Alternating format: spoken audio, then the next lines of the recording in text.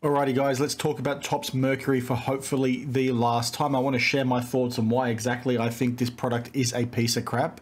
Share some new things that I haven't talked about previously when I've touched on this product, and then also highlight one really cool thing that I think's come off the back of it that I hope we see a heck of a lot more. Yes, there's one thing associated with this product that I think is pretty damn cool, so I'm going to share my thoughts on that in a second. We'll also, before I forget, talk about some parallels to Panini releases of the past and what Panini did well and what Topps has done terribly in this particular situation. So we'll jump into the detail of what the product is, because I'm sure most of you guys would know it by now, but some don't.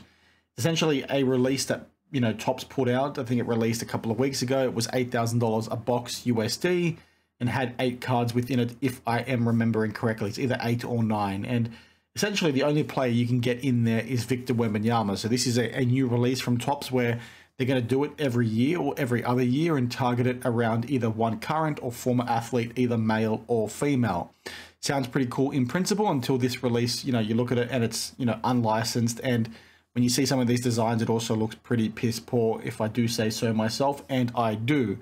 Now, obviously at that price point, things get a little bit crazy, right? Because you're talking about spending, you know, $8,000 to $10,000 on the secondary market for really only one player. Yes, there are some pretty cool chases in there that are Victor Wembanyama dual autos with LeBron, etc.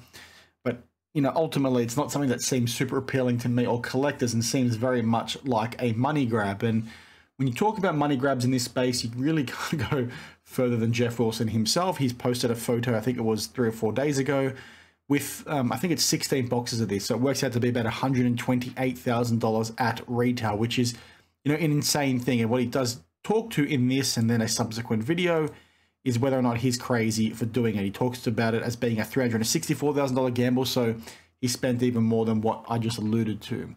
He talks about maybe he's going to rip some, bust some, whatever, but clearly, you know, a gamble from this guy. And that's ultimately what, in my opinion, I think Topps has aimed for in this particular instance, just with the design of the product and how, you know, it was priced, etc. They're very much looking forward to breakers busting this in order to maximize as much money as possible. This is going to make a lot of money for Topps, and that's sort of where, you know, my first gripe comes with this thing, because it's a heck of a lot of money for not really many cards back in return. Like I said, you're guaranteed to get 8 cards. You're guaranteed to get 1 Victor RPA and 1 Victor autograph, which is pretty wild when you think about it, especially when you think about the impact this is going to have on the existing Victor Wembanyama rookie auto market, because Topps have basically put him in everything and anything, right? He's in products that are not related to basketball.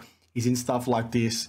It seems to be something that's going to, you know, kill the ceiling for his cards. And what do I mean by that? Well, if Topps Chrome was going to be the best cards from Victor from Topps, they're now completely diminished because you've got these cards coming out from Topps, and they're sort of destroying that market a little bit. And I had a few people in the past, Brian Gray, notably Neo Cards and Comics, sort of say, well, you know, if his cards were going to be in a Panini product, he would have had a lot more printed than what we're currently seeing from Topps, so it's not as bad. But that's not, you know, really the point. I think the approach Topps have taken with this is pretty poor in my opinion, not to mention the fact that every person who buys these is guaranteed to get 1 RPA and 1 rookie auto. So what does that do for his market long term? What does that do to the sustainability of this product? What does that do to make these cards actually want to be chased by people? If everybody who opens this product is going to get one, who the hell wants to go ahead and do that? It just seems a bit weird. If you're all getting one, why do I want one, right? There's scarcity and rarity that exists within many collectible spaces for a specific reason. And when I say many, I mean all, because it happens everywhere, right? People like the things that are rare, and whilst the print runs of these, and they are, you know, somewhat short printed in terms of, I think 99 is the highest number you can get, it just doesn't sit right with me. And I think that's, you know, true to what you're sort of seeing on the secondary market now with some of these single sales. And whilst there haven't been a heck of a lot of them, these numbers aren't absolutely crazy. And I think some of these things are indicative of what these things are going to look like moving forward. So what do I mean by that? Well, normally when you see a release of a product like this thing sold today, I think it is, or yesterday, US time, sold for $3,950 with 48 bids. It is out of 25 and it is an RPA. Now, the reason why this is interesting is because typically when you see a release of a product, the prices go crazy in the first, you know, few days, the first weeks, and then they start to simmer down and find a floor price that's more in line with reality. So if you've got an out of 25 only really selling for $39.50, it's like, well, what does that mean for the prices of these things long term? Does that mean collectors don't actually want them? And ultimately, I think it's coming back to the whole unlicensed, you know, piece, because We're sort of seeing the same thing happen with Topps Chrome. Some of these things are now selling for ridiculously low amounts of money, and I think it comes down to the fact that it is unlicensed. But what you're sort of seeing on screen right now, and I'm going on a bit of a tangent, is where my second gripe comes from, because this is a bloody expensive product, like I just said. $8,000, guaranteed to get 1 RPA, like you're sort of seeing on screen. Topps marketed this thing as being, you know, an amazing release of a product. It's meant to be this high standard, this new thing they're going to push, this new thing that they think is going to innovate within the hobby in terms of designing products around one athlete. Yet they go ahead and put napkin patches like that in the cards itself. You're paying $8,000 for this thing. This is meant to be one of the chases in the product because you're guaranteed to get one of these. Yet they put napkin patches in there. And whilst, yes, they are game used, I'm going to get to that in a second, you look through here and all the other, you know, patches you're really seeing are all napkin patches too. So it's like, Topps, what are you doing? This thing is meant to be prestigious. It's meant to be innovative. It's meant to be this amazing thing from you guys. Yet you filled it with crappy patches like that. And yes, I understand that not every card is going to have an amazing patch. Not every card is going to have a stitch patch. Some things are going to have to look pretty poor. But I would have thought that when you're coming out with a product that's meant to be as innovative, making a big deal out of it like you did, you wouldn't have had things in there that looked like this. And if that meant you had to have less of these chases, then so be it, right? You look at what Panini did with Eminence in 2014, right? If you guys don't recall, that was a product that I think at release cost $6,000 USD and it essentially had 1 pack. I don't remember offhand exactly how many cards you got within it, but it was very similar to what Mercury is trying to do here. Now, Eminence in 2023 sells for about $15K retail, so obviously it's a much more expensive product, but what Panini did with the release of that was filled it with, you know, amazing looking cards. The patches within these things, and I might put some on screen right now for you guys to reference, all looked utterly amazing. I don't think there was any cards in there that were maybe greater than 10 or greater than 25. Again, I could be wrong, but I've never seen a patch, especially in first year Eminence, that looked like crap. And they were all game used. They all looked amazing. They all looked like something you'd want to spend that kind of money on. Now, obviously, I would never want to spend that kind of money on a box of cards, but when you look at a card that comes out of Eminence versus what's coming out of Mercury, you'll see that it's essentially chalk and cheese, right? They don't look like the same level of awesomeness, right? And when you're looking at, can't recall if I already said, Topps wanting to market this towards wealthy individuals and influencers and all that kind of thing, people outside of the card space, famous athletes, movie stars, etc. It's like, well, what are you trying to do here? Because this doesn't look like that. This doesn't look like what you're trying to sell. And I know there's a very big difference between Eminence and what Mercury is, but in this day and age, when you're paying, you know, $8,000 for a box, I expect to see a little bit better than this. And you guys might agree with me, disagree with me, please let me know down below, but that's how I'm sort of seeing this. And you know, they could have done things a little bit different here. Maybe that would have still had people hate towards them. But I don't think this looks good, in my opinion. And then when you're sort of seeing so many of them hit the market at the same sort of time, I think it's going to, you know, saturate the market completely. And again, could be wrong by saying that, but that's just my own personal opinion. And I should also quickly say, Topps is doing some pretty cool things. I think Dynasty Black, there's some screenshots of that floating around.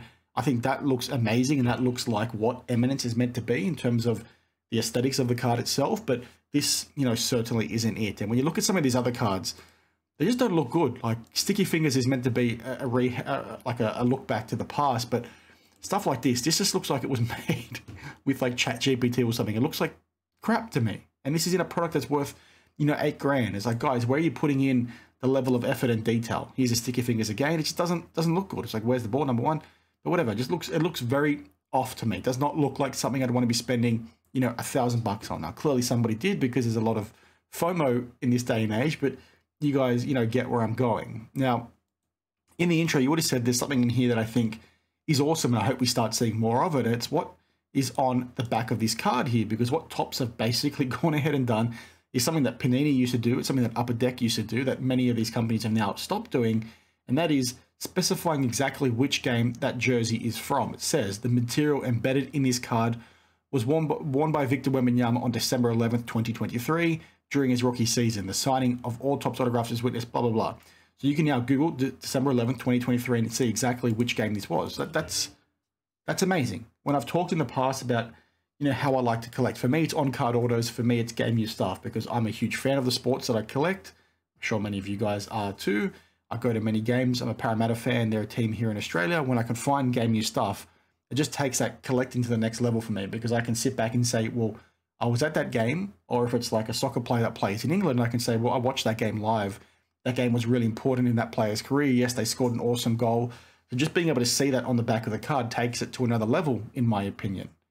And I think you guys would agree with me on that too. It's so frustrating how we've moved away from this, because by moving away from this, it's meant these companies can now go ahead and put things in there that are not even associated with players, because people care less and less about the relics that are actually within them, which I think is absurd. And the regulars on the channel, the people that keep a keen eye to what I talk about, will know that, 6 or so months ago, maybe a bit longer, when the news first came out about Panini losing licenses, what you're seeing on screen right now is exactly what I said is one of the things they could do to win back collectors, because they could still have unlicensed cards being made. And I think people now, according to what Topps is doing, would love that, right? Because everybody loves Topps unlicensed cards.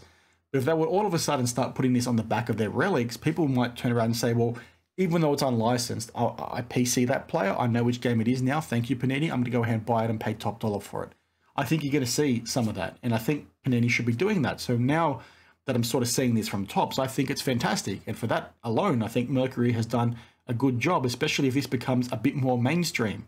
There's no reason why this should not be printed on every game-used relic card that exists out there. It's just laziness, especially when they're making so much money off the back of us by selling these products for ridiculous amounts of money. You're taking that money, guys, but you don't want to put this effort in, because this effort goes a long way for the people who care. And when you're thinking about, a company doing that, some of you guys have said to me in the past, well, they don't care about the secondary market. Who gives a shit? Once they make their money off the retail product, they don't care.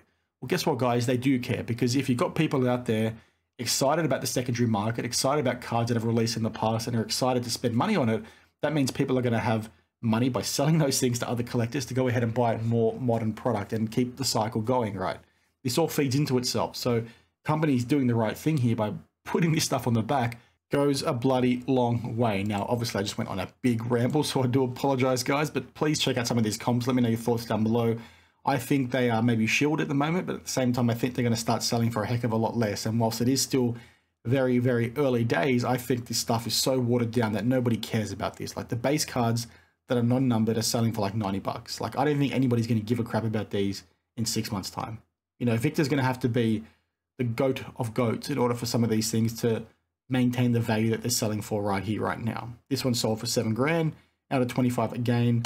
Best offer apparently, so I can't see what it is right now, but again, it's a napkin patch. Like guys, look at what Eminence did in 2014. Those patches look fantastic. There was nothing like that low numbered in first year Eminence from Panini that looked like this.